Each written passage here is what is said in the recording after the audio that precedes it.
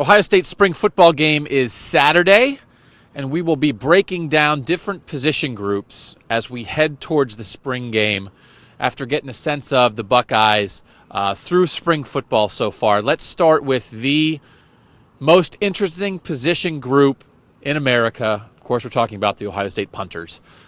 Bill, you've written a lot about Cam Johnston from Australia. How do you think I was almost going to make you talk about Cam Johnston. He's going to win the Heisman.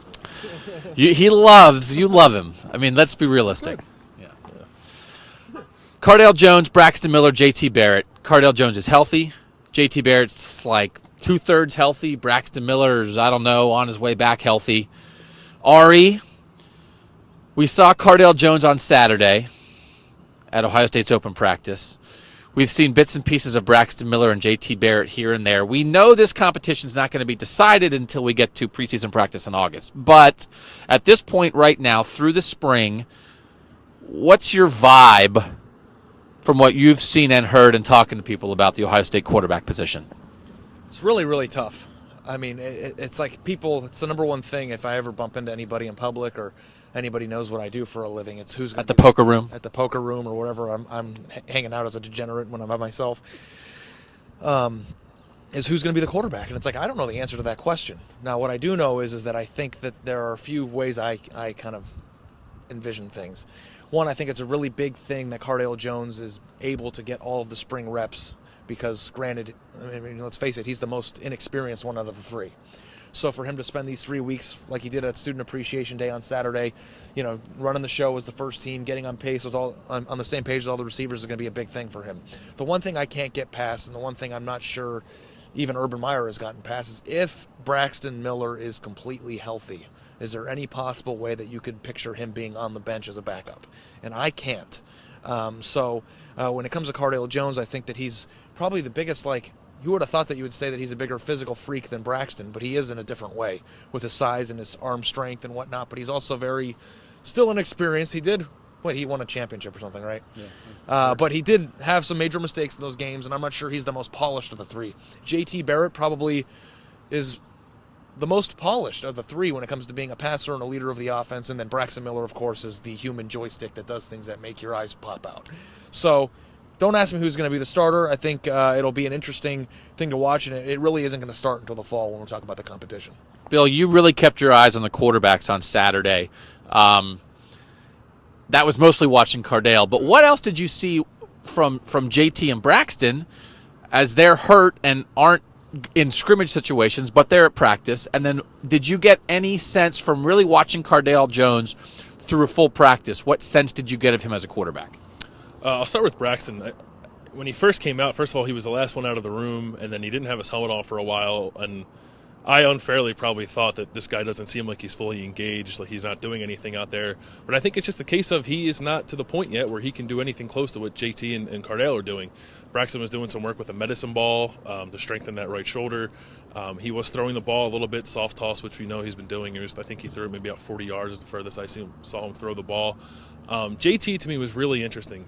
He was fully engaged, and he was really helping Stephen Collier out a lot. Like in the individual quarterback drills where Cardale was doing a lot of it, and then Collier was kind of the backup. JT, almost after every throw that Collier made, was putting his arm around Stephen or getting in his face, not yelling at him, but just kind of walking him through, doing hand gestures, quarterback jargon that I'm sure I wouldn't understand.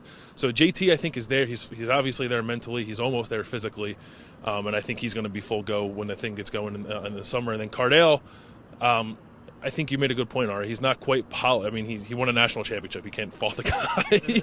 And he could whoever ends up the starter on this team could be, they're going to be in Heisman Trophy conversation. So whoever gets the job is going to be good. But Cardale, to me, still has some things to work on. He's still the guy who dropped the ball in the national championship game. He threw an interception in the practice we saw on Saturday to a guy who was clearly covered. He threw an interception in the end zone. He made some poor throws, I thought, in the red zone drill. So he's got some things to work on. But I think he's playing more confidently. I think that's what everyone said about him. He looked a little more decisive, I would say, with his throws, but still some things to work on for him. I think it's just interesting to just watch the interaction, and I know that's what you focused on a lot, Bill. But I think to all of us, it looks like Cardale is comfortable as the guy. Yeah. Which he hadn't ever been before, but he seems like he's really just grown into that role of, if I'm the guy in every way. I'm relaxed. I'm joking with my teammates. He was giving Josh Perry a hard time during a push-up contest. He's just very much that. And we saw that, and that's the craziest thing, I think, more so. Can analyze Cardale's game, his physical attributes. The craziest thing about Cardale Jones in my mind was how he was thrown into that, and I wrote this, the first thing I wrote after Ohio State won the national championship, and be so blissfully unaware of it seemed like he was so comfortable so immediately that he didn't even realize the situation he was in. Yeah. And I think that to come in and be thrown in that position and to beat Alabama and to beat Oregon and to beat Wisconsin, which I think is the most thorough win Ohio State's had in 10 years from start to finish without let up, it's just unbelievable. So from the mental standpoint and the embracing the guy, as you're saying, I think that has come way more naturally than I ever could have imagined somebody being in his position. He seems very comfortable in his own skin and in his position. And I think JT Barrett seems comfortable in his skin and in his position as a guy who was the starter all of last year, finished fifth in the Heisman race, and very well may not start this year. And I think JT Barrett seems like he's okay with that. Like, he's going to fight for the job, but he's back there doing mental reps. He's helping out the fourth-string guy. And I think JT Barrett knows that in the future, he will be a starting quarterback at Ohio State. If it's not in 2015, it's certainly going to be in 2016 and probably 2017. So I think he seems comfortable. And then I think Braxton, by comparison, doesn't seem as comfortable with what's going on right now at first blush. However, this is Braxton Miller's fifth spring football. Fifth. He was in spring football with Jim Tressel.